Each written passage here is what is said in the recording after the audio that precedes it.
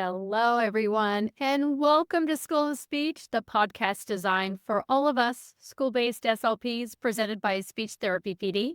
I am your host, Carolyn Dolby, and I am so delighted you are here with us today, and you will be too. Each episode of School of Speech really is a chance for us to connect, recharge, and explore practical strategies, fresh perspectives, and a little inspiration to bring it back to our students. Well, we're going to dive into the heart of what we do, which is supporting communication, fostering competence, and really celebrating the impacts that we make every single day.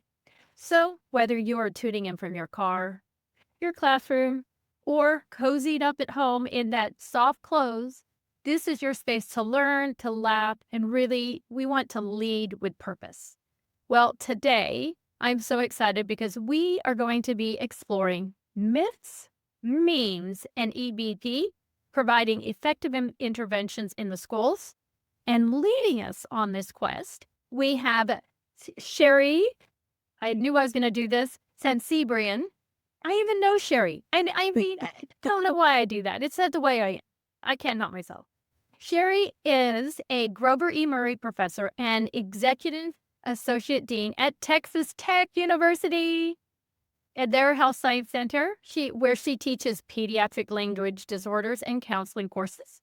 She is an FASHA fellow and holds board certification from the American Board of Child Language and Language Disorders. We are in for a tweet. We're in for a treat. Well, we SLPs, we understand the evidence of evidence-based intervention, but there is still a research gap, right, to practice. And with Sherry's insight and expertise, we are going to take on some of the myths and memes that may influence our clinical decisions.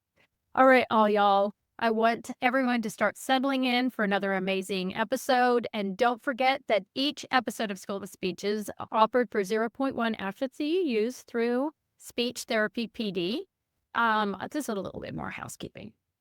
A little of our disclosures. I think I said about Sherry, but I do want to say she is employed by Texas Tech University, and she is the presiding officer of the Texas Speech Language Pathologist and Audiologist Advisory Board. That's pretty cool. Very cool.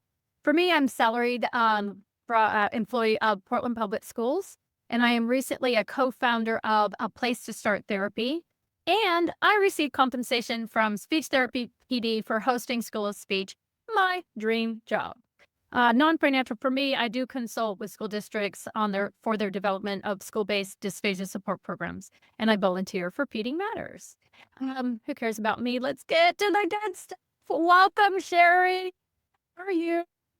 I'm great. A little cold tonight. Texas decided that it was time for a little winter weather. So Texas in the house. We'll see if anybody else is from Texas. I know we usually get a lot from Jersey. I have a good friend in Jersey.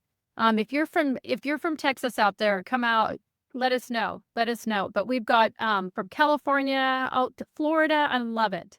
Ooh, I love Hollywood, Florida. I love that. Yeah. All right. Since today we are busting myths and debunking memes, because we really want to know, we want to ground ourselves in what really works, right? So I'm wondering if you just want to start us off, is there one myth that makes you go, oh? Well, it's going to be hard to settle on one, but we'll start with one and take it from there. One myth that I'm not sure if this is a myth that SLPs hold or everybody else holds. The myth that more therapy is always better. Wait, maybe that's one. Did people know? The myth that more speech is better? Always, right? So maybe that's not a myth that we hold, but parents, administrators, teachers, if it's a good thing, you want more of it. I believe more chocolate is always better, but more therapy is not always better. So we're going to be talking about how you manipulate the dose, the intensity, the frequency to make sure that you're providing that just right amount of therapy, not driving yourself crazy by providing more therapy than a student really needs. The Goldilocks. Absolutely. Just right. Or was it the baby bear? Maybe that's the baby bear. Well, we're actually going to talk about the Goldilocks zone and staying there. So Oh, I love it. I didn't Yeah. have to look at me. No, but you're right, already thinking in the right way. So that's a big one for me. But there are quite a few that are they're just things that have been passed along, maybe from someone who taught you in college, maybe from a supervisor, maybe from a friend. And sometimes we just continue to do things or believe things just because we don't think about it any differently. So another one is that the more feedback to the child, the better.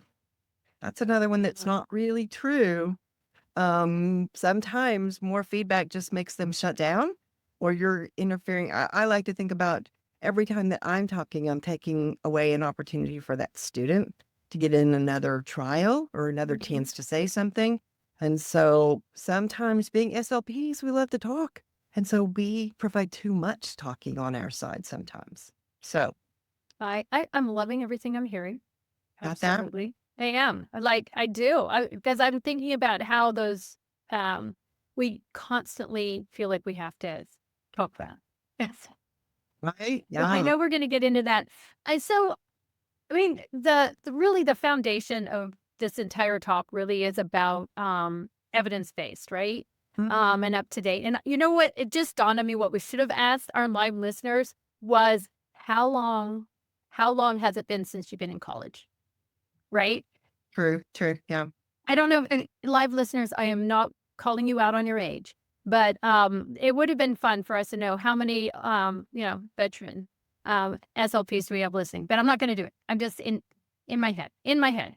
All right, let's start with, well, we already started with myths, but maybe talk about what is evidence-based practice? I think we all kinda think we know. Do we know? Do we know? I know the profession has talked about for a while kind of that three-legged stool of the research evidence is important. And that's not my role. I do a little bit of that, but I'm more a clinician. And these days, kind of sadly, I'm more of an administrator than a Mhm. clinician. But I've been a clinician for more than 40 years. So there's lots of clinical expertise that I can bring to this three-legged stool. And that's one of the other pieces that's really important. So, when you're fresh out of school, you do know a lot because you just paid a lot of money and spent a lot of time learning all that, but there's so much more to learn. And so that's one of the other circles. And then finally, it's those individual characteristics of the person that you're trying to help. How severe the problem is, what's their age, success of previous therapy, their level of motivation, all of those factors. That's why it's really almost impossible to say this is the correct treatment for this problem because every student sitting in front of you is different than the one that was there an hour ago. And so there's so many variables that it's kind of a moving target sometimes. And it can be frustrating trying to do the right thing and do the best thing when it's not that clear all the time. And, what I'm hearing you say is there really isn't a manual, do this, do that, do this, do that, because, again, everybody's an individual. It might work for a lot, but it might not work for everybody, and that's why we are specially designed instruction. That's why the skills for our specialty is needed when needed. Mhm. Is because we know that we need to be focusing on those nuances, that just not every, Tom, Dick, and Harry can do, And right? and there's a reason why there's an I in IEP, right? Uh-huh. To be individualized because you're right. What worked for one child an hour ago who looks really similar to the child in front of you now might not work this hour. So, and the key to making this whole stool stand, I think, is that clinical expertise piece. It really is what you just mentioned earlier, unknowingly, that the key variable, what we found is it's that SLP's ability to stay in the Goldilocks zone, the just right space between too hard and too easy. So it turns out that actually there isn't just one right way to do anything. There are lots of things that work, but knowing how to keep adjusting that as the child moves through therapy, that takes some real skill. And no, there is no manual that says take 2 steps forward, take 1 step back. No, that's that clinical judgment piece that we, have to develop over time. So shout out to the veterans who've had a lot of time to develop that expertise. Right. So when we're looking at that evidence-based practice and the three E's, as you say, Mhm. right? Well, so we evidence, which would be the research evidence, right? And then the clinician expertise. Expertise, uh-huh. And And then then really there's the variables of that in the traits of the person that you're treating. So the 3 E's are related to that evidence base, but they're a little bit different. The 3 E's are efficacy, which is what works under ideal circumstances. okay. Uh-huh. I know I won't be able to see you, but you just raise your hand if you work under ideal circumstances. I want to know who you are. Yeah, right. Because we want to come work with you. I have yet to be in ideal circumstances very often at all. So that's the first E. And that's one thing you have to understand is that in a lot of the research articles, they report the efficacy of whatever they were researching. But remember, when we run a research study, most research studies, with a few notable exceptions, are ideal circumstances. They get to control all the variables. It's not like what really happens when you're providing therapy where this kid missed 2 weeks because he was sick. And then, oh, there's a special program today and this happened. And, all the things you can't control. So efficacy is great, but it's not real world. Effectiveness is business as usual. What actually works under our real working conditions. And sometimes the research doesn't really report that. They talk about efficacy. So the effectiveness a lot of times is up to us to find what works, what's effective for us. And that's why I think sometimes people are still doing something they've done a long time because it seemed to work. And I think maybe we rely a little too much on that E. It works, so I keep doing it.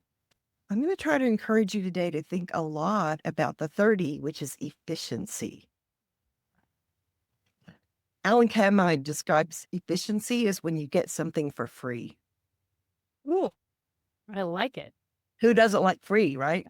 I love it. You bet. So if you're treating a speech sound disorder and you treat the S, you almost never have to treat the Z. Usually they're going to get that for free because both of them are wrong, but or sometimes you might choose to treat the Z and you'll get the S for free. So we need to look for ways that can increase our efficiency so we can accomplish the same great outcomes that we've been having, but can we do it with the wisest use of our resources, which includes our own time? Increase the freebies. Yep, absolutely. We don't want to sacrifice quality, but we want to use our resources wisely to get to the same point, maybe a little faster with a little less investment of our time. I like that. I mean, I like that you pointed out that you don't want to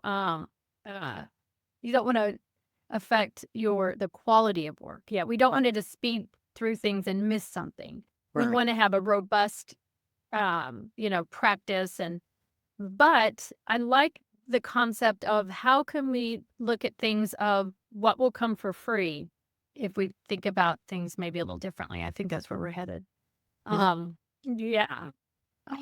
So I know that we're going to be wanting to talk about, you know, dose, frequency, intensity in that, but d- do you think we should could we talk through like the different interventions and then maybe go to that?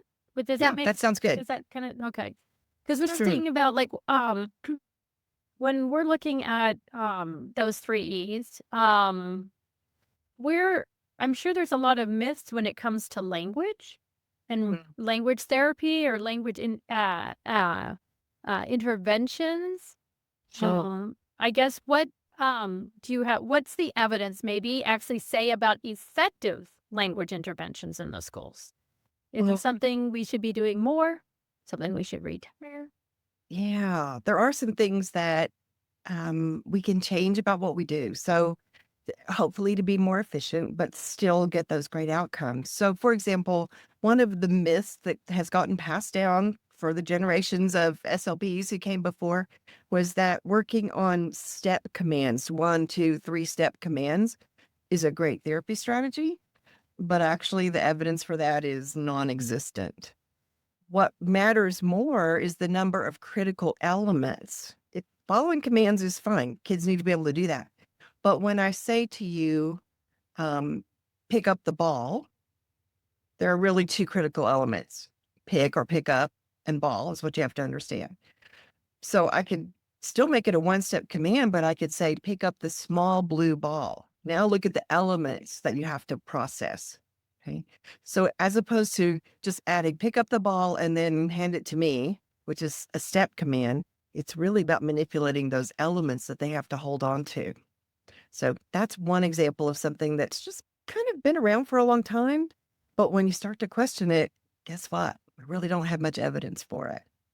So, and I think the important thing here is there's multiple reasons, but we're going to look at what we do know about treating language and speech sound disorders for multiple reasons. One is I am sure that lots of you live in a school district with unicorns and roses, and you never have parents who complain, and no one will ever go to due process. But if you live more like where I live, somebody might complain somewhere along the way. And I want you to feel good about defending your choices in therapy, explaining that you are doing best practice, what we know is best practice.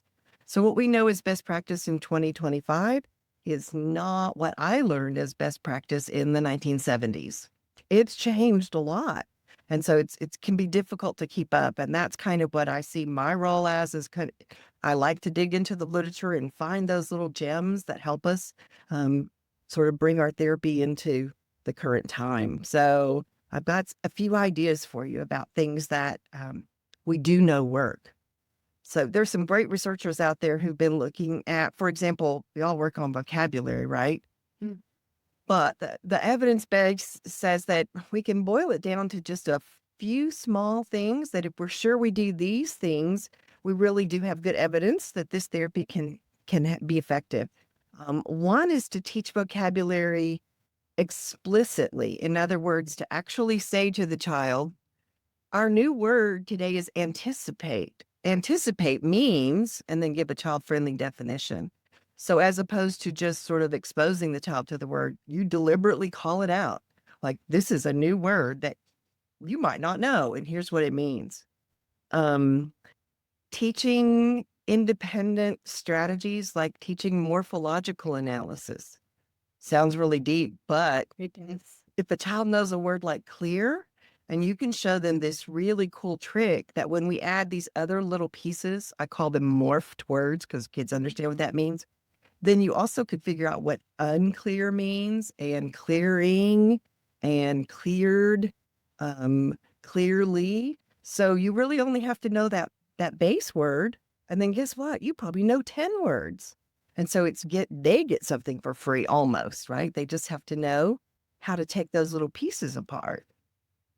I am loving, I mean, I love my job. I love School of Speech so much because I'm just sitting here going, oh my gosh, how much expanding of a vocabulary for free when you do morphed words. And also I like catchy phrases. Right. Morph words, and now they can use the same set on a lot of different words. Absolutely. And even they love to come up with silly words. So here's a word that one of the kids I work with came up with, unhamburger. What do you think an unhamburger would be? Okay, so many things. An unhamburger to me could be like ground meat. An unhamburger could be a hot dog. It could be. In his world, it was Chick-fil-A. Oh, okay. Because we were talking about sandwiches, but it showed me he knew what that prefix "un" meant. And it was like, was it before? Not hamburger, but yeah. And so we do real words, of course, but they love doing silly words. Like, let's see, unsleep. What do you think that would mean? Oh wait. Yeah, exactly. So it's right. And so letting them play with those morphological markers and just fun how to expand their vocabulary just by adding these little chunks to words. So that's another strategy that has some nice research behind it. A third one is to develop semantic networks. So here's the rule.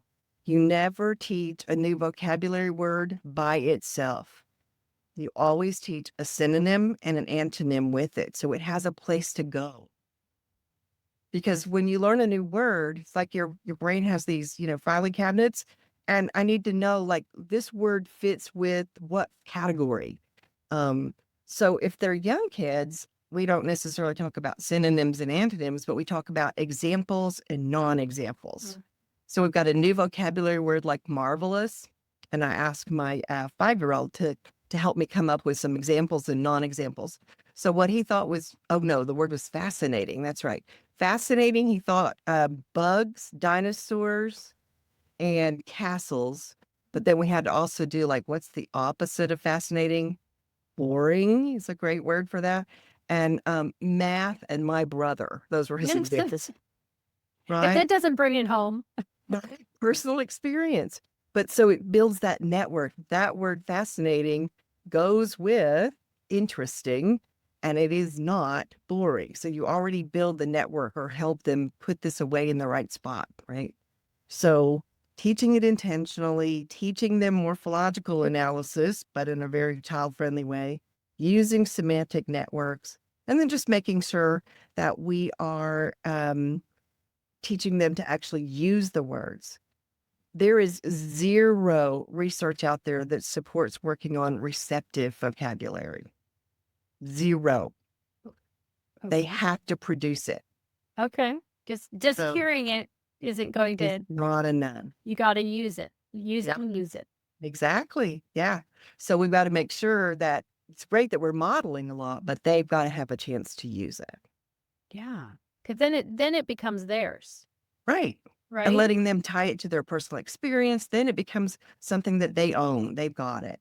Just hearing it over and over, no, that doesn't really help too much. So I think that those are all really important. One that people tend not to think about is the connection between phonology and new vocabulary. So if you were going to work on emotion words, for example, because a lot of kids with language disorders are not so good at those. And a lot of my little friends have only 3 categories. The emotions are sad, happy, mad. Those are the 3 emotions apparently in the entire world. Ever. I'm not going to argue with them. So we're going to take a new word and we're just going to figure out which one of those it goes with. So if we have a new word like thrilled, we're going to play on the phonology piece and put thrilled together with, what do you think it sounds like? What do you think that word sounds kind of like? Most kids come up with drilled. Oh, okay. Yeah. But what matters is what they come up with. We're going to go with it, right? And then we make a fun sentence like, my dad was not thrilled when I drilled a hole in the floor. Now, So we actually use phonological memory a lot when we store new words. That's why when you meet somebody, 2 hours later, you're thinking, oh, her name started with an L. It had 2 syllables. Was it Laura, Lauren? Yeah, because we use phonology a lot initially to store new words. And so we need to use that. So I do a whole list of emotion words and we listen. So if you think about like a word like exasperated, even, we pick out the egg piece and then we come up with yep, and came to mind it. egg, right? Yeah. So, and sometimes the kids come up with something that's not obvious to me, but it's whatever they come up with. So that's another thing that we have nice evidence for, that if we connect phonology with semantics, we improve their vocabulary. I love it. This is, I mean, well, every day's a brand new day for me, but There's just so much out there. But what you just laid on us, might seem simple, just like if I just wrote them down, they're not. These are huge freebies. Yeah. These are There are huge things you freebies. couldn't easily do. It's not going to cost you anything. Right. To do these things, but there's actual evidence to show that these treatment strategies really do change vocabulary. And really getting us thinking about why. I could now explain exactly why I'm doing it. Why am I doing morphology? Why am I doing more words? Well, because I'm going to build the vocabulary much faster when we can on a new word. One word can give us 10 new words. Yeah, exactly. That's huge when you just not understand. That's right. when you see how they're all connected, plus that when you're doing that, you're also building that network for them. And the last one that has really good evidence is analogical strategies like maps. So doing semantic maps, that kind of thing. So anything that lets you categorize, group features, that kind of thing. So all of those have been shown to be effective in some pretty well-controlled research studies. Plus, they're just things I've used for a long time too. So I have that clinical, yes, it does work kind of experience with it. And none of these need anything like materials, is what I'm trying to say. Like I'm not needing a manipulative. I mean, visuals are great. I'm not discounting visuals, Right. of course, but I'm just thinking like you're not needing anything. I remember once being told that you should be able to do speech therapy out of your purse. And I mean, Absolutely. Yeah. but but kind of if you think about, oh, I got a pen. Okay, well, I got a little notepad, Yeah. You don't have to run out and buy anything to do those strategies, right? You look around the room, pick up a book you have, get some Play-Doh out, whatever. Yeah, all of that is stuff that you can do with the basic materials that you would already be using. So everybody's got a set of emotion cards, so I use those and add that phonological component. And so we're working on a social skill and new vocabulary and phonological awareness all at the same time. So we all can really efficient, right? Yeah. I love So it. that same 30-minute block, I get a lot more done when I combine it. So All right. So that was seriously, I think those were 5 strategies for building vocab. Teaching it explicitly. I love morph words. Semantic network. Use it or lose it. That's how I'm going to remember that one. And then maps, the group features. So there's 5 strategies. Boom, chakalaka. Right there on just really elevating your vocab. What about like other areas of language, like syntax? Where do we? So morphosyntax, we do have some nice evidence that says if we do, again, explicit instruction in the grammar, that it actually does work as long as you don't do too much of it, because I think kids tune out.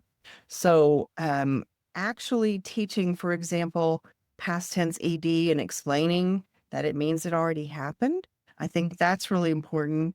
The research says you'll do best to start with drill and then move to having it be embedded. But there's a little catch to that. One thing that people don't think about is that, for example, if we were going to teach the past tense ed, in English, we have 3 allomorphs. So 3 different ways we pronounce past tense, right? So if the word ends in a voiceless consonant like walk, we just add t. So walked, right? If it ends in a voiced consonant like hum, then you add duh, hummed, right?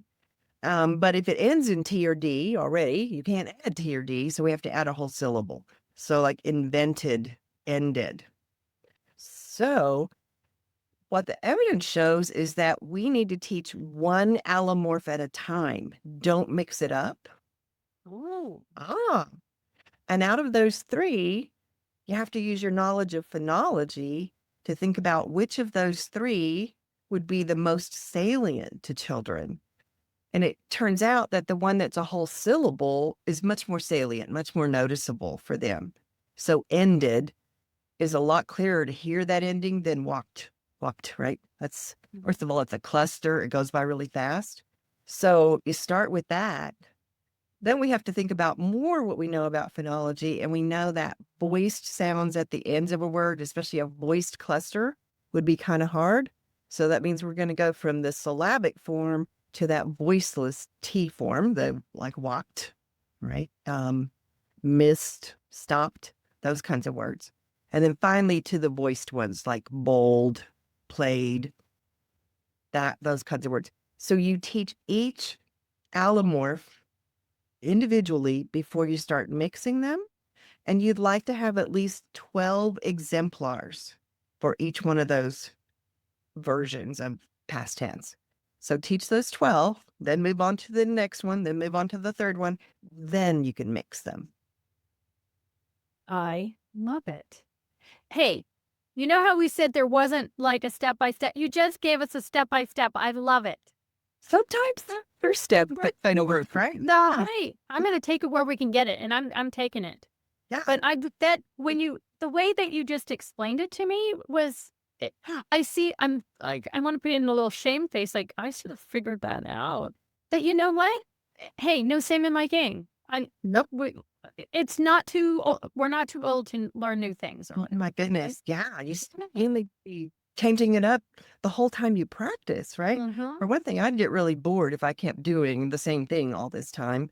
And then I just want to make sure that I'm doing, the best that we know at the moment, which you can't waste any time thinking about something you wish you had done differently 5 years ago. It's just about now. What do we know? So we do know that these things actually work and that there's a way to do it. So I have 2 more little like, wow kinds of Yeah, things. I'm down for wow. Okay, so here's something I didn't really think about until I read the research on it. And this research suggests that a great way to introduce a verb is to use it surrounded by pronouns, like he kicked it, she played that. Rather than actual, nouns and verbs that make a picture in your head, it really lets the verb stand out as the most important word in that sentence. Oh, right. Rather than Tom kicked or I like that. But you're also right? then It's pretty short, but you can really focus on the verb. He kicked it, right? And then maybe you do a bunch of he blanked it, he played it, he whatever you want to do. But yeah, so that was a one that was really different. And I'm thinking that research has been out for 20 years and I only caught up with it about 5 years ago. So, hey, it's hard to keep up with everything that comes out, but I think that one's pretty cool. Another one that it hasn't been out that long, maybe 6 or 7 years, was the idea that kids do better when they're learning verbs if we start with some atelic, meaning ongoing verbs. So we have telic verbs and atelic. A telic verb, I can say, show me one jump, show me one bite. But I can't say, show me one sleep, show me one think, show me one, oh, it's another one that, you can't do it once. So show me one run. So they do better with the verbs that are ongoing, like run, sleep, swim.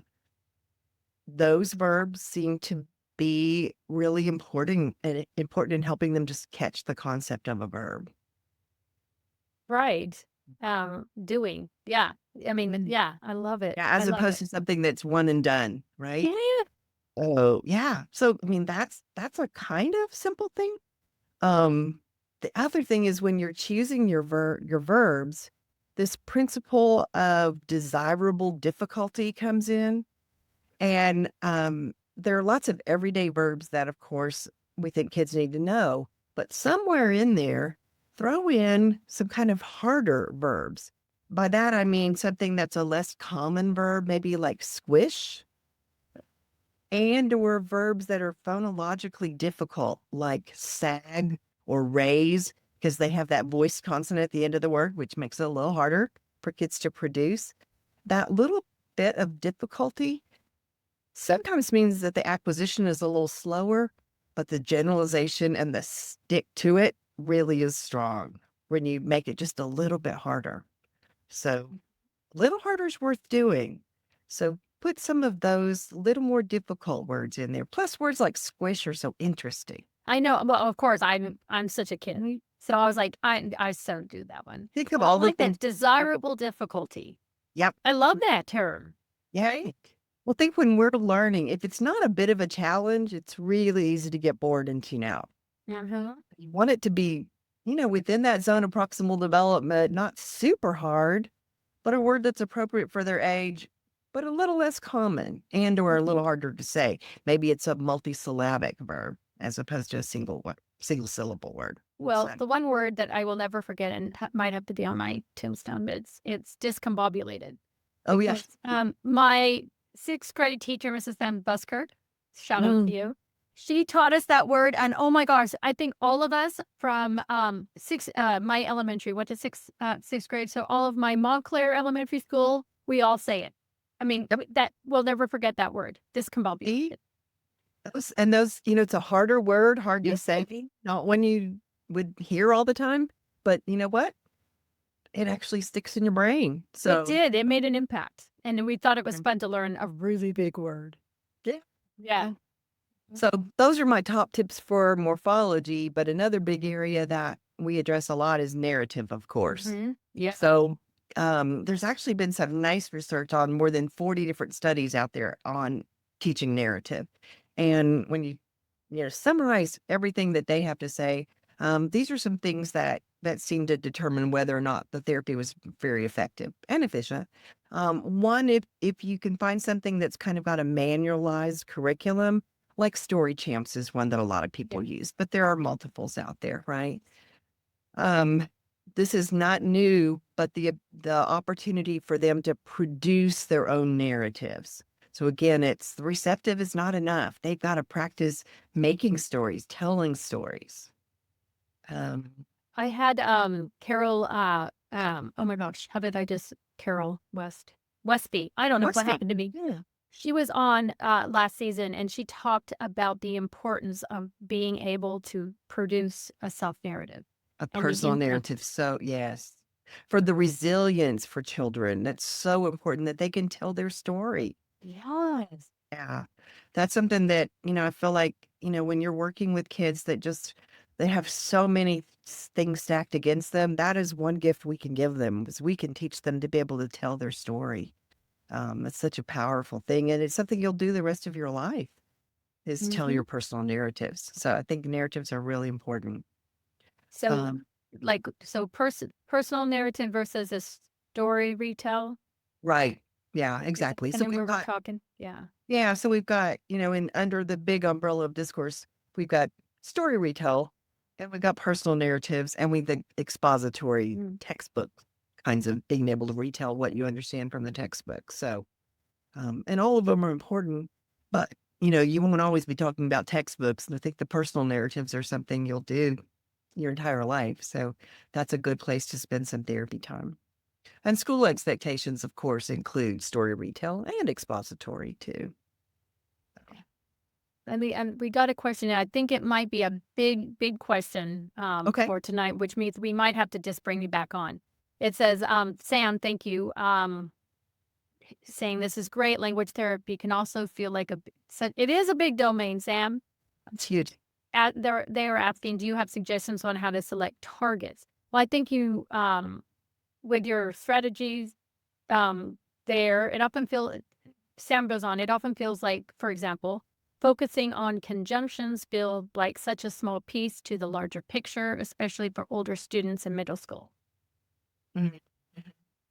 Well, that's true, but I often do that because it's really not about the conjunctions.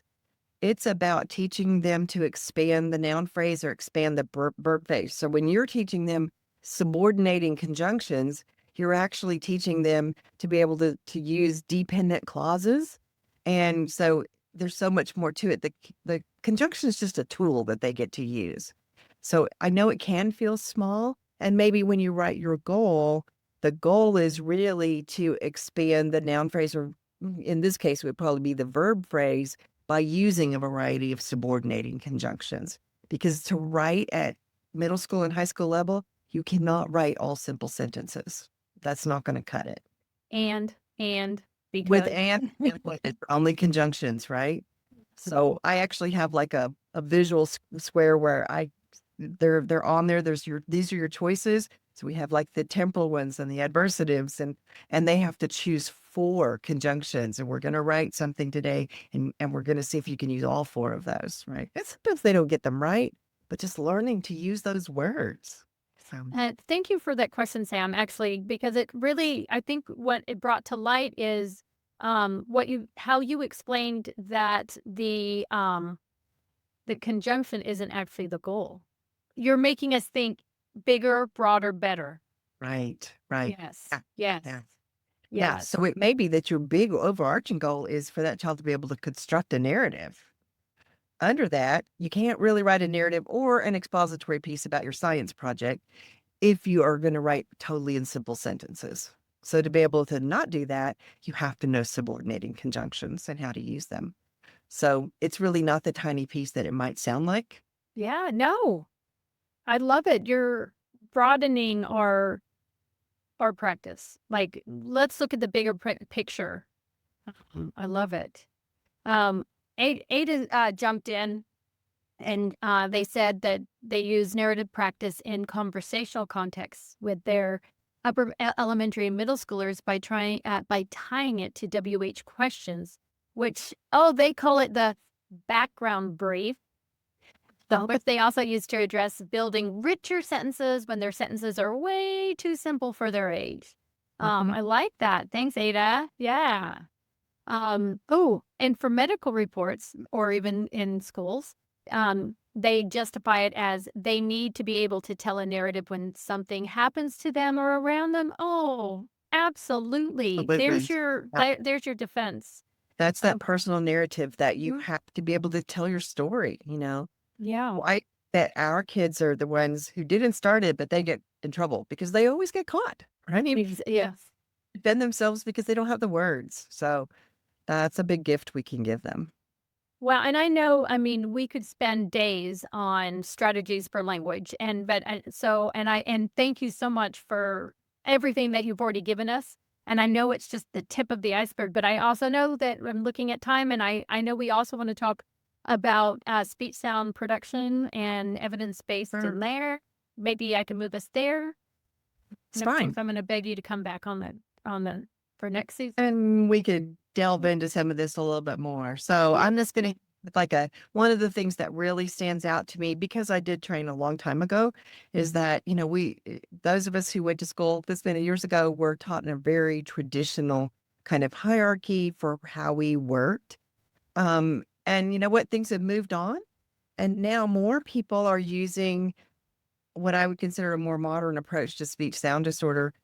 Like there's a new motor learning hierarchy. So instead of the old sound in isolation, sound in syllables, sound in words, sound in phrases, sentences, it's not that pyramid that I learned when I first entered this field.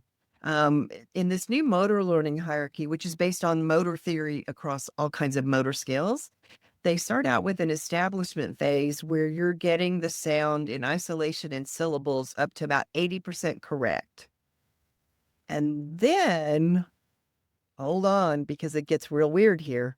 Okay. They move to what they call concurrent treatment, meaning there is no hierarchy. You randomize the targets across all the difficulty levels in one session. You don't have the same expectation, of course. You expect better performance at single words than you do in sentences, but you include several different levels of production difficulty in one session. You know what that does for you? It improves generalization greatly because going step by step by step, we know that you've just worked and that child just made a beautiful S sitting in right in front of you and they go to the door and they say, see you next time. And it just breaks your SLP heart. So this is an example of that desirable difficulty. So yeah, we're not just going to let them work in what sort of their comfort zone, like what's the thing they can do pretty well. So I think that's probably one of the biggest takeaways. The other thing is effectiveness and efficiency for speech sound disorders. There's so many choices. I know it's overwhelming. But do you know what it boils down to? Judy Garrett said it years ago, and the current research says the same thing. It's not so much the therapy, not so much the strategy, it's choosing the right target. That's huge. So how? Yeah. So it's understanding speech sound development and difficulty enough to really carefully think about your targets. So, for example, I'm going to choose. I know this is going to sound like, oh, this sounds really weird, but when I choose the sounds, it's not just because the child needs that sound. I'm planning for generalization already. So for example, if the child needs to work on their S, I'm going to teach it in final because for some kids, it's actually easier. And I expect that to generalize to any other fricatives that they have in error. Um, I'm going, of course, we usually just teach only one member of a cognate pair. So that's why you teach the S or the Z and you get the other one for free. Yeah. Um, and then here's that desirable difficulty again. If you've got one of those rough and tumble kids who can take it, doing something hard, I'm going to teach the FL cluster really early in therapy because there's a thing called sonority principle, and it has to do with the difference between an F and an L, how different those sounds are. So many features different that tends to generalize to all kinds of other clusters because it's one of the hardest. If they can work on it, they tend to just pick up several for free. Mic drop. Is this? So Jim, I am just loving this. So the FL cluster, you do that. I'm just want to make sure because it is the hardest one to learn, but it has all the different. They're so far different. Yeah, they learn so many features by Features of it. having these two sounds that are so different, right? You've got a voiceless fricative, you've got a voiced liquid. They're made in entirely different places, so they're very different. And by putting those two sounds together, if they can do it, they learn a lot. So if you take a different cluster like ST, think, well, S and T are only one feature different. That's not teaching them much. But if they can do it, now I do have my little friends who are so reluctant that I wouldn't ever do this to them. So that's again those individual factors. Know Like your people. Know your well, audience, they say. Sorry, know your uh, audience. yeah, exactly. You think that this is a kid who can handle that, right? So You are just I'm nerding out. That's what I love about being a speech pathologist is that this is a profession where we are paid to be nerds and to nerd out and really get excited about these small little minute things that just get lost in other people. But for us, we're like, okay, that just changed my life. you know you're an SLP when you geek out about this kind of stuff, right? Yeah. So What did you? I was trying to write it too. it's Adam called Dawson. sonority principle, right? Yeah. So like L is a sonorant, right? You can make that full for as long as you can have air, right? Where the F is being a fricative is not a sonorant. So they're very different. It's just when we break it down into all their distinctive features, they're like 5 features different, which is a big difference. So yeah. All right. So now that we don't have much time, maybe we better talk about is more therapy always better? Yeah, because I know everyone's leaning in for that one. Yeah, because that's not really true. Oh, here's another thing. This is what I want you to remember when people don't want you to do groups because they need, this kid needs individual. And there are a few kids who need it. I get that. But like if I were a parent, I'd tell you my kid needs individual just because I want all of your time. So there is some nice research that shows, especially when we're working on language, that groups are more effective because it's kind of like you and your bestie where you share information and you don't both have to remember everything.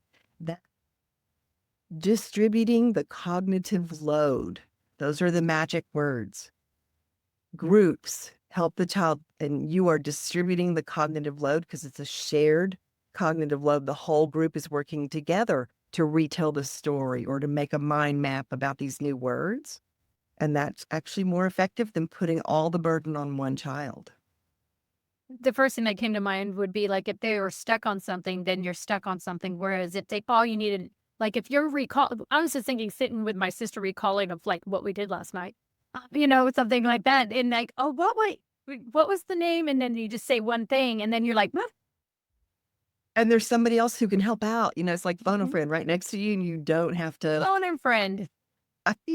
So yeah, so that's the reason why groups are actually a really good idea for many situations. But so when we talk about, is more therapy always better?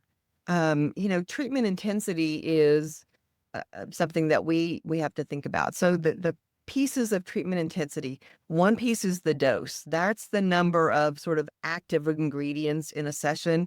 Think about that as the number of opportunities that child has to do whatever it is he's supposed to do. So number of trials, essentially. So just like you take 2 pills a day, they're going to get 20 opportunities in a session to produce their word, answer a question, whatever your goal is. So that's dose. Frequency is the number of times therapy is provided, typically per week. So how often do they take that dose, in other words? And then duration is how long is this child going to be in therapy?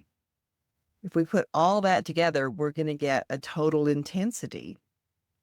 And Laura Justice and her colleagues, Mary Beth Schmidt, another good Texas friend of mine, found that guess what? Having a high dose and high intensity was actually the worst situation. They got the worst outcomes. High dose, high intensity, or high frequency. Oh, okay. I was like, wait, I'm not getting it. Okay. So if So, you have dose, which means trial, right. and high frequency all the time. Yeah. So you're doing this like 4 days a week with lots and lots of trials. Okay. That actually turned out to be the worst. So what you want is either high frequency. If you can see a child 4 days a week, props to you. That's great. But they need small doses because you can only handle so much. So if you're doing like 5-minute speech 4 days a week, great. But you don't want to see a kid 4 days a week for an hour each time. That's going to give you a whole lot of dose, right? That's too much. So the ones that work the best were either high frequency, so a lot of sessions per week with low dose, or high dose but low frequency. You get a lot done, but maybe you only see them once a week. The ones where we did too much, it was kind of wasted. They did not make more progress than the kids in the other situations. And in fact, at some point, some of those kids actually responded poorly. I think it was just too much. And I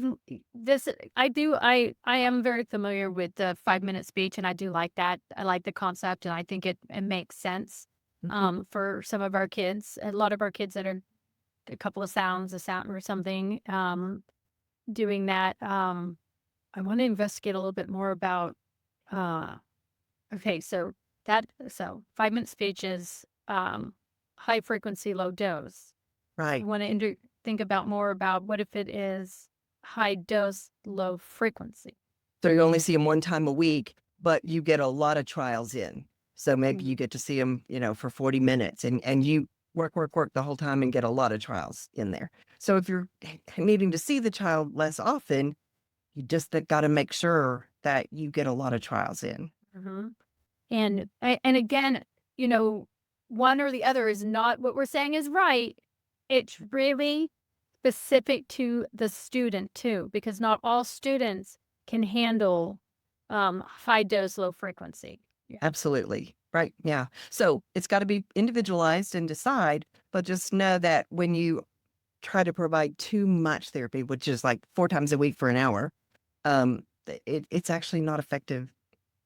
So I'm putting in you mentioned Laura Justice. Do you have the name of the article by any chance? No, but look for Justice et al. 2017. Okay, let me put this. I'm going to just put that in the chat. We'll look it up. Yeah. Because I think It should be on the reference list. Oh, then I have that. Yep. Okay. Yeah. And they've done several follow-ups, but they continue to find the same thing. So. Okay. So, where do we? Okay. I know we have a few more minutes. I want to get as much as I can out of you as we can because it's amazing. Oh, Sarah, thanks for jumping in. She does your high dose, low frequency. She does 25 minutes with really high trials. Thanks for sharing that. Thanks a lot. I love it. All right. Let's see. Sometimes, yes, asking if we can have the resource list that references. Absolutely. I have that and I will make sure that we get that out. Because I know you gave us a really great reference, a list of references that we have. So yes, thank you, KK, for asking. The answer is yes. I come from a place of yes. And so I will fund a yes to every request. I love it. So yes to everybody. Right. But okay, wait. I had a question. Now I can't remember what it was. It was. I'm sure it was profound. I'm sure. What can we? Okay, so I think we're so loving the thought of either doing a high dose, low frequency, high dose, whatever. But what if our hands are tied, and due to we're working in a system that's broke, Yep. do the best we can. I mean, do what we've always done, Mhm. which is make the best of it, right? So, Mhm. because, where I live, it's very rural. And so it's entirely likely the SLP is only in the building 1 day a week. Right. There is no option for high frequency. So that means that it's low frequency. She's just got to make sure there's not a wasted moment and that you find ways to get extra trials. So here's an example. I'm going to tell you, Yeah. here's one of my cheats for how you get more bang for your buck. Mhm. And carrier phrases for our tick, right? For Oh, years, right? So that's fine. But here's how I change that up so that I get more out of it. So let's say that your target is ch, right? Mhm. So when I set up my carrier phrase, I'm going to put ch in the carrier phrase. Choose the chair, choose the church, right? If it's S, I'm going to say see the seal, see the saw, right? So I get at least 2 productions for every single thing they say. So it's learning to how can you be super efficient and make sure that almost every minute of therapy really counts. What I love about this job and hosting this is when I have someone on like you that I feel stupid. Because you just said something like, I absolutely love it. Because I'm like, that makes the most sense. So in your carrier phrase, use the The sound target, that is your target. Use your target as part of the carrier phrase, and yeah, boom, you've just doubled your trials. yep, that's right. So there you go. There you go. There's one more. I love it. So, yeah. So it's just learning how to just make every minute, just milk it for all you can get out of it, right? But it takes, I think, I've done this a really long time. So that's actually not a really evidence-based strategy. That's just called very experienced clinician strategy. Hey, but that's part of evidence based. Are there any? I mean, we still have some time, if it's okay, to give us any other little tips and tricks with speech sound production. So we've got put your target in your carrier phrase. We talked about groups. Uh, you talked about I like doing your FL cluster. I'm just trying to think of everything you Yeah. said. Plan for generalization. Um, take a look at the work that's being done on speech motor training. If you haven't looked at that, just Google it. You'll find the work. They're doing it at Syracuse University. And I also talk a lot about AI. And so that these folks are doing a great project using AI. They have 170,000 plus productions of R because, back when I went to school, we were taught there were 2 ways to make R, and then there were 7 ways, and then there were 31 ways. And then, oh, guess what? Oh, no wonder kids don't learn R. Um, so they have collected all of these samples, and then what they've done is turn it into kind of a biofeedback system where the child can practice outside of therapy. And it does like what they love in the video games. It levels up. So every time you're doing well, it gives you the next level of kinds of words to say. So I think there are going to be some tools out there that AI is going to really help us with to save time. And that would be one of them. If I had a little something that a child could do it as home practice, or, if I've got multiple kids working on different things, if I can have this child working on R while somebody else I get a little individual time with for the S or whatever I need to. So I'm hopeful for what we could do with AI just to stretch, our limited resources as far as we can. And I know that there's been a lot of talks on AI and how to use AI and how to use AI ethically. Mhm. And I think it's and I love AI, and I also I mean I think we're sometimes we fear things that we don't know. And I think again it's important to always think um the evidence-based and what's the research say, be as well read and understand what you're doing. But I think AI is definitely a time saver for a lot of us. Yeah. And I know that there's a lot of work coming out of that as well.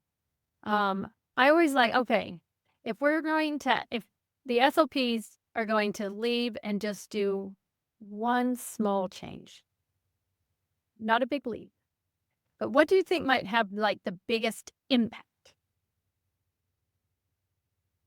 Oh, I think it may just be the way that we think about language therapy and understanding that there's so many opportunities to combine morphology, syntax, phonology, and semantics all in one therapy session, all kind of in one activity. You can do shared interactive book reading and work all of that stuff in there. And so you've spent, 20 minutes sharing a book and you've hit all your goals. So I think it takes time to plan that out, I think. But once you're used to doing it, uh, you really can save yourself some time as opposed to working on each thing in silos. And I think that's kind of one of my biggest takeaways is how all these little nuggets that you've given. I got that word from you, Sherry, that just said, sorry, Sherry just jumped in and said, you're so, to you, Sherry. Oh, Sherry, or that might be Cherry. Sorry if I said your name wrong. You're so knowledgeable, and I agree. And I can't believe how many fascinating, worthy nuggets you provide. And you really have. Like, I have taken notes and notes, copious, and I just can't wait to bring it back. But my biggest takeaway is really thinking about what is your biggest bang for your buck. How are you going to get the biggest freebies? Working on, work smarter, not harder, I think is how they say. But yeah, yeah, I love that definition. Effective is getting something for free, or efficiency, right? Lots of things are effective, but they take longer, maybe. So how can we get do the it same results? right and do it. Use our resources wisely, and the resources we have. Sometimes some therapy materials, but mostly it's our time.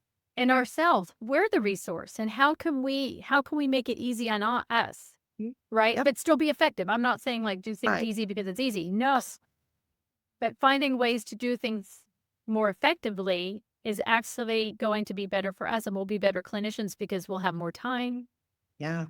to do even more. All right, Sherry, I cannot believe I don't want to let you go. I mean, I really don't. This has Just been have to do it amazing. again.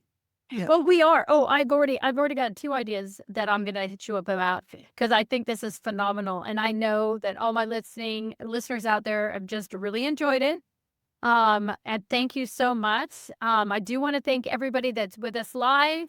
If you've enjoyed this episode, be sure to give us a like, leave us a review, share School of Speech with your fellow colleague. Don't forget that you can earn 0.1 FACEUs. I want to thank everybody. Thank you so much. Sherry, I know it's later in Texas than it is in Oregon. So thank you so much for spending your evening with us. This is amazing. And I am not going to forget that I'm going to share your resources and your references because Right. I think there's a lot that we want to go back and read because evidence is where we're at. So, all right, guys, thank you so much. Until next time, see you guys later. All right.